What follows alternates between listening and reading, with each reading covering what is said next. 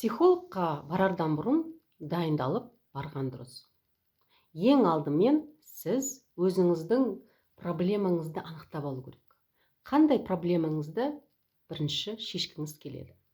Егер сіз өзіңіздің проблемаңызды анықтай алмасаңыз, басқаша айтқанда запросыңызды, онда сіз оны психологпен бірге анықтай аласыз. Жаңағы проблемаңызды анықтап алғаннан кейін, ары қарай психологпен бірге бірнеше рет, бірнеше сессия, бірнеше консультация жұмыс жасайсыз. Неге бірнеше рет? Өйткені сіз тұмаумен ауырған кезде сіз бір системадан немесе бір уколдан жазылып кетпейсіз. Сол сияқты нәтиже болу үшін сіз ең болмағанда жаңағы консультацияға, сессияға 5 рет келуіңіз қажет. Енді ары қарай. Кейде психологқа проблемамен келудің қажеті жоқ. Кейде жай ғана профилактика үшін келуге болады. Ол қалай? Мысалы, тісте жасырын кариес болған кезде оны адамның өзі сезбейді, не дәрігер оны көру мүмкін емес. Бірақ адам профилактика үшін тісі ауырмай тұрып стоматологқа барады.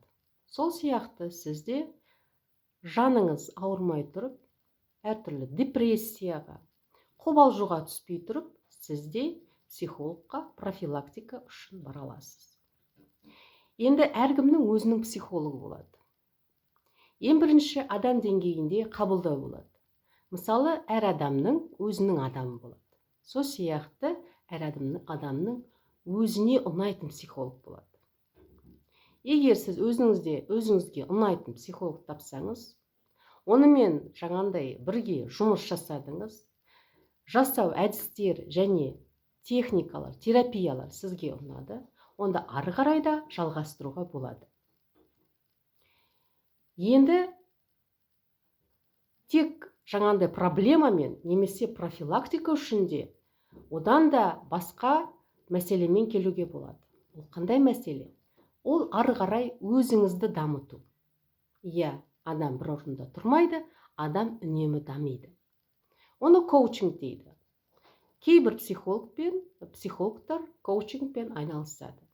Яғни сіздің жеке жетекшіңіз ретінде ол сіздің мақсатыңызға жетелейді. Сондықтан мақсатыңызға жеткіңіз келсе, міндетті түрде профессионал, кәсіпкер өз маманның білгіріне барғаныңыз дұрыс. Және ол туралы біреуден естісеңіз, онда сенім әрине сізде артады. Енді ары қарай психолог ол сізге қандай әдістер қолданады? Ең бірінші диагностикалық әңгіме немесе диагностикалық жаңағындай сауалнама. Психолог сіздің проблемаңызды анықтап алу керек. Сұрақ қою және сауатты сұрақтар қою арқылы.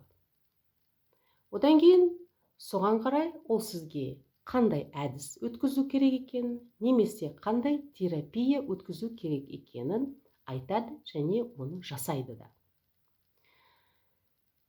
Көбінесе нәтиже қашан білінеді? Нәтиже бірінші консультация, бірінші терапия немесе бірінші әдістен кейін біліне бастайды.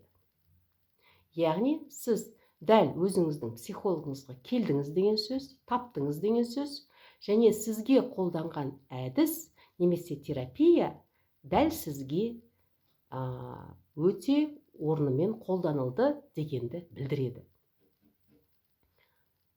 Міне, сондай біліммен ғана сіз психологтан не күту керек екенін білесіз. Және нәтиже болу үшін психологқа қанша рет жаңағындай бару керек екенін де түсінген шығарсыз.